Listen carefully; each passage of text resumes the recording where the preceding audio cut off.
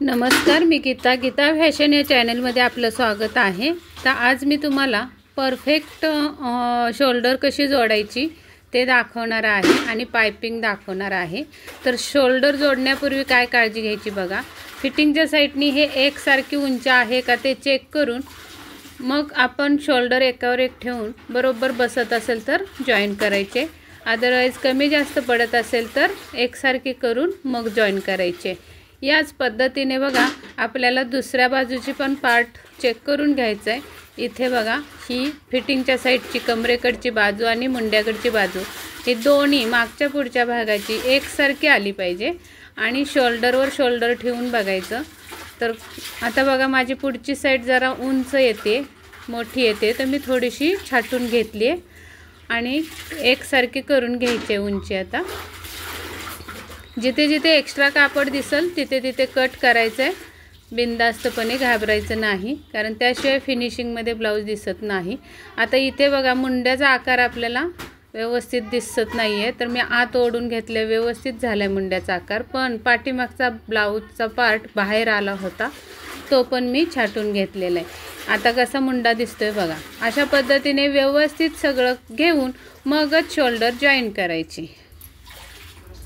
आता या पद्धतीने आपण ही शोल्डर या साइडची पण जोडून घ्यायचे, डबल टिप टाकून घ्यायचे आणि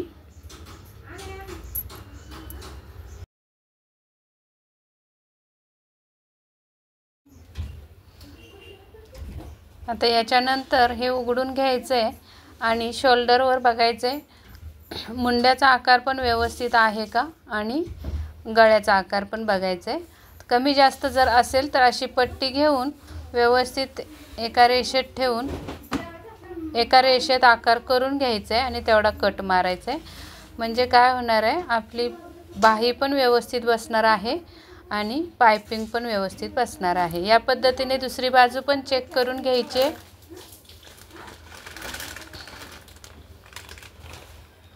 जेवढे एक्स्ट्रा दिसेल आपल्याला तेवढं कट करायचं आहे। आकारामध्ये आकार व्यवस्थित आणायचा आहे, मुंड्याचा आकार, गळ्याचा आकार। गळ्याचा आकार हा एका रेषेत शोल्डर जवळ आलेला पाहिजे, इकडे पण आणि इकडे पण। शोल्डर ही पुढच्या भागाची आणि मागच्या भागाची एका सरळ रेषेतच आली पाहिजे, किमान 2-2 इंच दोन्ही साईडला। अशा पद्धतीने मी आता या क्रॉस पट्ट्या काढून घेतलेल्या आहेत। तर तिरकस क्रॉस पट्ट्या काढायच्या असतात गोटासाठी, तर या पद्धतीने या ताणल्या पाहिजेत। तर त्या पट्ट्या तुम्हाला जर माहिती नसतील कशा काढायच्या असतात तर मी तुम्हाला चॅनलवर आपल्या व्हिडिओ टाकलेला आहे पाइपिंगचा, त्यामध्ये सविस्तर माहिती दाखवलेली आहे की पट्ट्या ह्या पाइपिंगसाठी कशा काढायच्या असतात। तर त्यात तुम्ही बघू शकता आणि बघितलं नसेल तर नक्की जाऊन बघा चॅनलवर आपल्या। आणि पाइपिंगच्या पट्ट्या जोडण्याची पद्धत बघा, एक आडवी पट्टी ठेवायची असते आणि एक उभी पट्टी ठेवायची असते आणि जे कोपरे तयार होतात तिथून आपल्याला मशीनची सुई बाहेर काढायची असते, तिरकस टिप मारायची असते। या पद्धतीने सगळ्या पट्ट्या जेवढ्या आपल्याला हव्या आहेत तेवढ्या पट्ट्या आपण जोडून घ्यायच्या आहेत आणि एकाच रुंदीच्या पट्ट्या पाहिजेत सगळ्या। 1.5 इंचाच्या ठेवू शकता तुम्ही नवीन बिगिनर्स असाल तर, मी सुद्धा 1.5च ठेवते, नंतर आपण छाटून काढायचे असतात। हे बघा, ह्या पद्धतीने आपण या सगळ्या पट्ट्या जोडून घेऊयात अगोदर। अगदी स्टेप बाय स्टेप मी त्या व्हिडिओमध्ये सगळी माहिती दिलेली आहे गोटाबद्दल, आणि याच्यात पण तुम्हाला सांगणार आहे। फक्त क्रॉस पट्टे मी अगोदर काढल्यामुळे, कटिंगच्या वेळी काढल्यामुळे या मी तुम्हाला दाखवू शकलेली नाही आहे याच्यामध्ये। तर काय नाही, सिंपल फक्त तिरकस कट मारायचा असतो कापडाला आणि त्याच्या शेजारी 1.5 इंचाची रुंदी घेऊन पट्ट्या काढायच्या असतात आपल्याला लागतील तेवढ्या। आणि नंतर मग जोडून झाल्यावर अशा पद्धतीने आपल्याला व्यवस्थित फिनिशिंगमध्ये कटिंग करायचं आहे। जास्त कमी पण ठेवायचं नाही, जास्त पण ठेवायचं नाही कापड टिपच्या बाहेर। या पद्धतीने कोपरेसुद्धा कट करून घ्यायचे आहेत आणि एकसारखी लांब एक पट्टी तयार करून घ्यायचे तुकडे जोडून अशा पद्धतीने, आणि नंतर थोडीशी खेचून ना ताणायची पट्टी ही। अशी या पद्धतीने थोडीशी खेचायची, मग ताणली जाते, म्हणजे एकदम पायपिंग आपली एकदम सुपर गोल छान येते. आता आपल्याला घ्यायचं आहे ब्लाऊज. ब्लाऊज घ्यायचा, एका साईडनी लावायला सुरुवात करायची. त्याच्या अगोदर शोल्डरची टीप पाठीमागच्या बाजूला ढकलायची प्रत्येक ब्लाऊजला. आता हा ब्लाऊज मी सुलटा ठेवलेला आहे, पट्टी उलटी घेतलेली आहे आणि गळ्याच्या पुढे अर्धा इंच एक्स्ट्रा पट्टी सोडलेली आहे. आता या चिमटीमध्ये बरोबर पट्टीच्या मधोमध पकडायचं आहे. मी दाखवलं खडूने, तिथे मधोमध पकडायचं आणि थोडं खेचायचं आणि खेचल्यानंतर मधल्या बोटाने किनारीला पकडून आपल्याला ही पट्टी हळूहळू जोडत न्यायची आहे. या पद्धतीने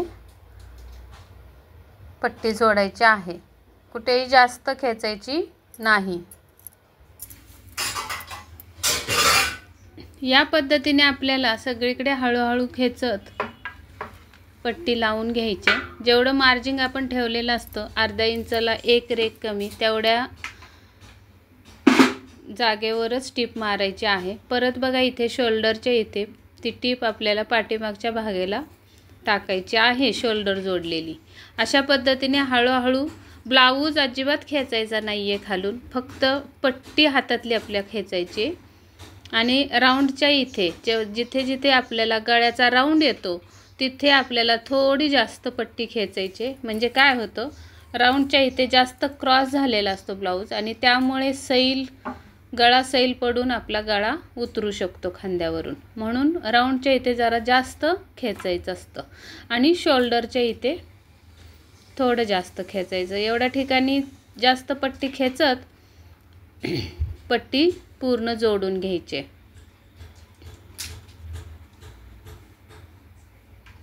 आता इथे सुद्धा एंडला थोडी एक्स्ट्रा पट्टी ठेवूनच कट करायची आहे. अर्धा इंच पट्टी जास्त ठेवायची या पद्धतीने.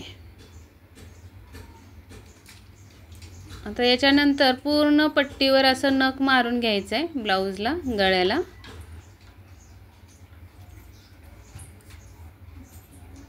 नख मारून घेतलं की फिनिशिंगमध्ये म्हणजे चपटी अशी तिथे टीप होऊन जाते. मग आपल्याला गळा दुमडताना त्रास होत नाही, म्हणून नख मारून घ्यायचं, म्हणजे व्यवस्थित प्रेस होते तिथली ती टीप.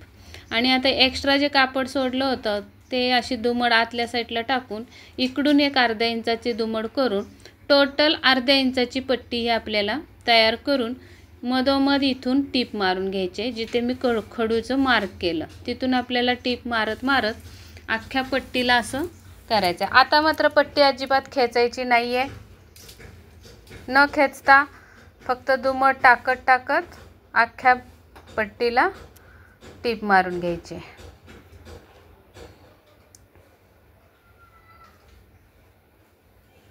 अगदी फिनिशिंगमध्ये टीप मारायची, छान दिसतो ब्लाऊज. कमी जास्त करायचं नाही अंतर पट्टीचं कुठेही.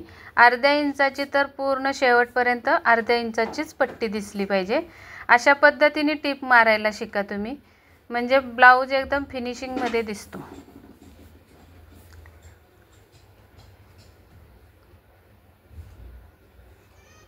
आता आपली ही पट्टी तयारच होतीये, एंडच होणार आहे. आता पुढे बघा, शेवटी परत ही दुमड टाकून आतल्या साईडला दुमड टाकून एंड करायचा आहे टीपचा. आता मी दाखवते. जिथे जिथे तुम्हाला जर या टीपच्या बाहेर एक्स्ट्रा कापड दिसत असेल, दाखवते. या पद्धतीने जेवढं एक्स्ट्रा टीपच्या बाहेर कापड दिसतंय तिथे आपल्याला हे कट करून घ्यायचं आहे. म्हणजे काय होईल, गोट मारल्यानंतर हे कापड बाहेर दिसणार नाही. तर या साईडला पण बघूया एक्स्ट्रा आहे का, तर ते पण कट मारून घेऊया जरा आपण. आता या पद्धतीने आपल्याला कट करून झालेलं आहे. तर बघा आता इकडून बारीक अशी या पद्धतीने बारीक असं आतल्या साईडला करून मध्येच बरोबर या टीपच्या मधूनच टीप गेली पाहिजे. अशा पद्धतीने पायपिंग करायची. जेवढे आपल्याला हवे तेवढी पायपिंग घ्यायची. जास्त पण मोठी घ्यायची नाही, जास्त पण बारीक पायपिंगची टीप घ्यायची नाही आहे दुमडून. आणि बघा गोल आकार येईल तिथे पाठीमागं पकडायचं आहे बोटाने आणि गोल फिरवायचं आहे.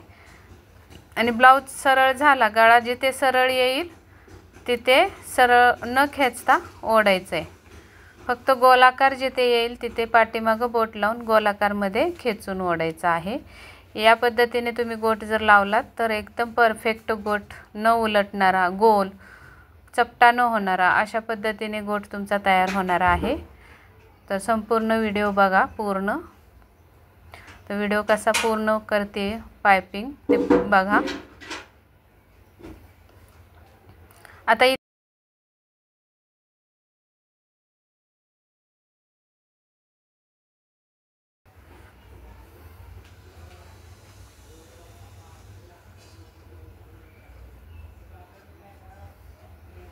अशा पद्धतीने पायपिंग करताना कधीही गडबड करायची नाही. हळूहळू पायपिंग करायची, म्हणजे ती टीप बरोबर मध्यातून टीप जाते अशी. या पद्धतीने आता आपली ऑलमोस्ट पायपिंग पूर्ण तयार होणार आहे. तर फायनल लुक पण तुम्हाला दाखवते. अगदी सगळी स्टेप बाय स्टेप तुम्ही याच स्टेप सगळ्या फॉलो करा. पायपिंग करताना एकदम छान परफेक्ट तुमची पायपिंग बसणार आहे. आणि परत कधीही तुम्ही विसरणार नाही पायपिंग करायला. बघा हा फायनली लुक दाखवते मी पायपिंगचा. किती एकदम मस्त एकसारखी सगळीकडून पायपिंगची ही टीप आलेली आहे. मुद्दाम मी वेगळा कलर घेतला तुम्हाला पायपिंग दिसावी म्हणून. तर या पद्धतीने फिनिशिंगमध्ये सगळीकडून दोरे बिरे कट करून आतून पण मी पायपिंग दाखवते तुम्हाला. शिलाई अजिबात मी तुम्हाला आतून पण दाखवते. हे टीप कशी आली आहे बघा, एकसारखी सेम, कुठेही वाकडे तिकडे दिसत नाही. एकदम छान आतून सुद्धा दिसतो ब्लाऊज आणि बाहेरून पण गोट एक नंबर दिसतो. तर कसा वाटला तुम्हाला व्हिडिओ हा पायपिंगचा? आवडला असेल तर नक्की लाईक करा, शेअर करा, सबस्क्राईब करा. सबस्क्राईब न करता बघू नका व्हिडिओ. जरूर सबस्क्राईब करा नवीन असाल चॅनेलवर तर, आणि बेल आयकनची घंटी दाबा. चला तर मग व्हिडिओ पूर्ण बघितल्याबद्दल धन्यवाद. भेटूया पुढच्या व्हिडिओमध्ये. तोपर्यंत काळजी घ्या. Bye bye.